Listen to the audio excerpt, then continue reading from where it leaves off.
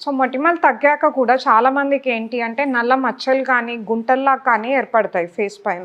ఇలాంటి కండిషన్స్‌ని మనం acne scars or post acne pigmentation, hyper pigmentation అని కూడా అంటాం. మొటిమలు హీల్ అయ్యే కొద్దీ అది ఐదర్ కొంతమందిలో నల్ల మచ్చల్లాగా గానీ, లేకపోతే కొంతమందిలో గుంటల్లాగా గానీ ఏర్పడి తగ్గుతాయన్నమాట. సో దీనికి మనం మొటిమలతో పాటు వీటికి కూడా ట్రీట్మెంట్ తీసుకోవడం అన్నది ఇంపార్టెంట్. ఎందుకు ఇంపార్టెంట్ అంటే మనకు ఫేస్ అనీవెన్‌గా ఒక దగ్గర మచ్చల్లాగా ఉండటము, కొన్ని దగ్గరలో గుంటల్లాగా ఉండటం వల్ల మీకు ప్రెజెంటేషన్ అన్నది బాగా తగ్గుతుంది.